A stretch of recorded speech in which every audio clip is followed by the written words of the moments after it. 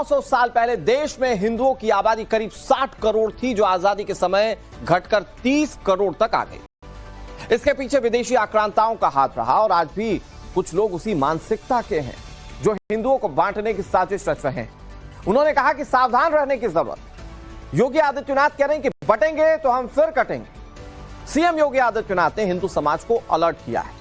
आपको दिखाते हैं कि योगी ने कैसे घटती हिंदू आबादी को डिकोड किया हमारी इस एक्सक्लूसिव रिपोर्ट में।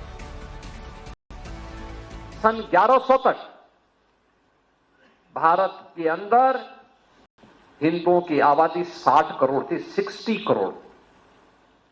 और 1947 में जब ये देश आजाद हुआ, उस समय हिंदुओं की आबादी रह गई थी मात्र 30 करोड़। आप मुझे बताइए, इन 800-900 वर्षों में हमारी आबादी बढ़नी चाहिए थी कि कम होनी चाहिए थी? 60 करोड़ से 30 करोड़ हिंदू कैसे हो गए? ये सवाल मुख्यमंत्री योगी आदित्यनाथ ने यूं ही नहीं उठाया। हिंदुओं की आधी हुई इस आबादी पर बहुत गंभीर बात कही है। इस दौरान देश पर मोहम्मद गौरी ने आक्रमण किया। इसके बाद गुलाम वंश ने हिंदुओं का दमन किया। खिलजी वंश, तुगलक, सैयद और लोदी वंश ने भी शासन किया। फिर उसके बाद एंट्री हुई मुगलों की। मुगलों के बाद अंग्रेजों ने 1947 तक हिंदुस्तान पर राज किया। तो क्या हिंदुओं की कम हुई इस जनसंख्या को लेकर योगी के टारगेट पर विदेशी आक्रांता और उनकी एंट्री हिंदू दमनकारी नीति थी? योगी आदित्यनाथ जिस 1100वीं ईस्वी की बात कर रहे हैं, तब अखंड भारत हुआ करता था, यानी तब के हिंदुस्तान का दायरा बहुत ज्यादा फैला हुआ था। 1919 में अफगानिस्तान अलग राष्ट्र बना। 1937 में म्यांमार अस्तित्व में आया। 1947 में पाकिस्तान वजूद में आया। 1971 में बांग्लादेश बना। नेपाल, भूटान, श्रीलंका, मालदीव और तिब्बत के कुछ हिस्सों को भी अखंड भारत कहा जाता था। कहते हैं कि अखंड भारत में हिंदू दूर दूर तक फैले थे। इनके साथ क्या हुआ, क्यों हुआ, जिसका उदाहरण पाकिस्तान और बांग्लादेश के जरिए समझ सकते हैं। बंटवारे के समय पाकिस्तान में करीब 20% हिंदू थे, जो अब 1.6% के आसपास है। जबकि बांग्लादेश में 1971 में 20% हिंदू थे, वहां भी अब घटकर केवल 8% रह गए। और ऐसा नहीं है कि सब भागकर हिंदुस्तान आ गए, बल्कि उनका टॉर्चर किया गया, भूखा रखा गया, कन्वर्ट किया गया और भी बहुत कुछ हुआ। हिंदुओं के लिए हालात इतने डरावने किए गए कि वो ना तो सनातनी रह पाए और ना ही हिंदुस्तान में जगह पा सके।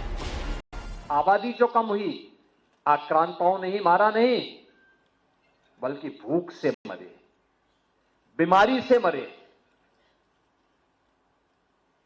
तमाम अन्य प्रकार की यातनाओं से मरे। विदेशी दासता ऐसे ही होती है। इस देश पे वही किया गया। इस देश पर अत्याचार किया गया, उसका शोषण किया गया। हिंदू मुस्लिमों को लेकर ओवैसी का नैरेटिव क्या है? देश की मुस्लिम लीडरशिप किस तरह मुस्लिमों पर अत्याचार की आड़ में एजेंडा चलाती है, यह आपको बताएंगे। मगर पहले योगी की बातों को आगे बढ़ाने वाली एक रिपोर्ट आपको दिखाते हैं। फिर समझ आएगा कि हिंदुओं के लिए हालात चिंताजनक क्यों बताए जा रहे हैं। Tata institute of social sciences यानी टीस की रिपोर्ट कहती है कि हिंदुओं की आबादी 1961 में 88% थी, जो 2011 में 66% तक पहुंच गई। जबकि 1961 में मुस्लिम आबादी 8% थी और ये बढ़कर 2011 में 21% तक पहुंच चुकी है।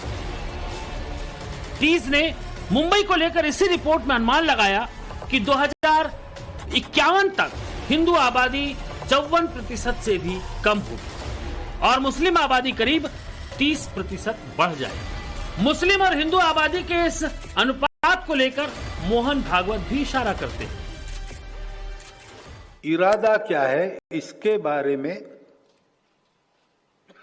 शंका रहती है मन में। तो पहली तो बात संख्या की है। तो जनसंख्या के असंतुलन में वास्तव में उसके कारण क्या है? पहला कारण है मतांतरण, कन्वर्शन, जो भारतीय परंपरा का हिस्सा नहीं है। और कैथोलिक चर्च के लोग हमको बताते कि हम नहीं करते। तो कहीं ना कहीं क्रिश्चियनिटी में भी उसको ठीक नहीं माना जाता, ऐसा एक प्रवाह है।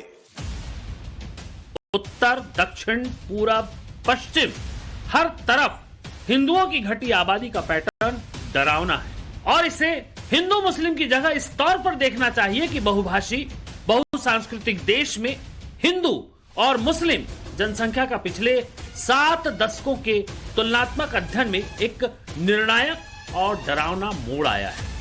डरावना लिखने की वजह यह कि हिंदू कहीं किसी जिले में ऐसे बेतरतीब बढ़े हों, ऐसा मिलता नहीं।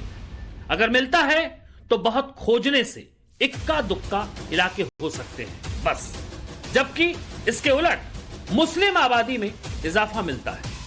2001 और 2011 की जनगणना की तुलना की जाए तो पता चलता है कि बिहार के सीमांचल में मुस्लिम आबादी 30% के करीब बढ़ी है। बीते 10 सालों में मुस्लिमों की असम में ग्रोथ रेट 29.6% रही है। पश्चिम बंगाल में मुस्लिम आबादी 2001 में 25.25% से बढ़कर 2011 में 27.01% हो गई। लेकिन इन सब के बावजूद ओवैसी जैसे नेता मुस्लिम जमात के बीच इस पर नया कलेवर दे देते हैं, अपने मतलब की बातें और फायदे के साथ। Today, as per 2011 census, in Assam 34% population is minority. So if you remove 3% indigenous Assamese Muslim, then 31% is the Muslim who migrated to Assam. And if you projected that on the basis of 2021, 31 and 41, you come to a almost 50-50 position. So there is no my take. I am just stating you what is the statistical census report. हमारे मुल्क में एक चीज है TFR, total fertility rate, वो 2% हो गया। माने इंडिया का फर्टिलिटी रेट बहुत ज्यादा गिरा और सबसे ज्यादा अगर TFR रेट गिरा मुसलमानों का गिरा। मुसलमानों का गिरा। ये national family health survey 5th उसका रिकॉर्ड बता रहा है। देश में मुस्लिम बढ़े हैं और हिंदू घटे हैं। इसकी एक वजह हिंदुओं में बच्चे कम पैदा करने की प्रवृत्ति भी मानी जाती है। बच्चे दो ही अच्छे वाला स्लोगन हर गांव स्कूल में फेमस हो चला था। लेकिन हिंदुओं की सबसे बड़ी आबादी वाले मुल्क में ही हिंदू अल्पसंख्यक होने की सूरत में आएंगे तो चिंता लाजमी है। उदाहरण के तौर पर डेमोग्राफी में हुए बदलाव के कुछ आंकड़ों पर गौर करिए।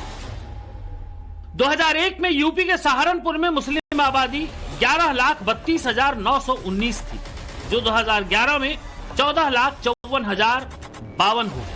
मुजफ्फरनगर में मुस्लिमों का यही आंकड़ा 2001 में 13,49,629 के मुकाबले 2011 में बढ़कर 17,11,453 हो गया। मेरठ में 2001 में 9,75,715 मुस्लिम थे। 2011 में मेरठ में मुस्लिमों का आंकड़ा 11,85,643 पहुंच गया। अब ये हुआ कैसे? अचानक हुआ, संयोगवश हुआ या फिर प्लानिंग? तो इसके लिए संभल की डेमोग्राफी को भी समझना जरूरी हो जाता है। 3 सदस्यों की न्यायिक आयोग ने योगी आदित्यनाथ को 450 पन्ने की विस्तृत रिपोर्ट सौंपी, जिसमें हिंदुओं पर टारगेटेड हिंसा से लेकर पलायन को विस्तार से जगह दी गई। इस रिपोर्ट के मुताबिक कभी संभल में हिंदुओं की आबादी 45% थी, जो लगातार घटती रही और वर्तमान में 15% के आसपास पहुंच गई। वहीं मुस्लिम आबादी इसी टाइम टाइम पीरियड के दौरान 55% से बढ़कर 85% हुई। 30% हिंदुओं की गिरावट यूपी के उस शहर में हुई जहां मुगलों ने अत्याचार किया। फिर राजनीतिक दबाव में कन्वर्जन के कई दावे किए जाते हैं। क्या इसीलिए योगी आदित्यनाथ हिंदुओं को चेताते हुए नई लकीर खींच रहे हैं?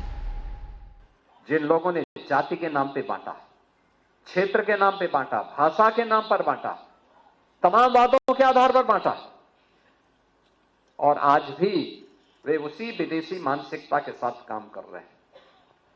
समाज को विभाजित कर रहे हैं, विभाजन कर रहे हैं, बांट रहे हैं, काट रहे हैं। वे लोग इस स्वदेशी अभियान में भी तमाम प्रकार की उंगलियां उठाएंगे। बात यूपी भर की नहीं है, बल्कि देश के कई हिस्सों में इसे चुनावी मुद्दा भी बनाया जाता है। कई एजेंसियों की रिसर्च रिपोर्ट भी इस पर चिंता जताती है। हो सकता है टोटल फर्टिलिटी रेट यानी TFR असंतुलित हुई हो। अवैध घुसपैठ भी इसका कारण हो सकता है। लोभ लालच के साथ धर्मांतरण और इलाके से हिंदुओं का पलायन भी वजह माना जाता रहा है। हालांकि जिस तरह बीते कुछ सालों से रोहिंग्या और बांग्लादेशियों को बसाने की कोशिश हो रही है, वो सवाल उठाती है कि इसे महज सियासी विवाद के तौर पर देखा जाना चाहिए या ठोस उपाय निकालने की जरूरत वाकई आ गई है। क्योंकि आज छांगुर और अब्दुल रहमान के रूप में ऐसे जालिमों की लिस्ट लंबी है जो हिंदुओं को हेन केन मुसलमान बनाने की कोशिशों में लगे हुए हैं, और तरीके भी ऐसे ऐसे होते हैं जिसे सुनकर सनातनियों का खून खौल उठ गया। ब्यूरो रिपोर्ट, टाइम्स नाउ, नव भारत।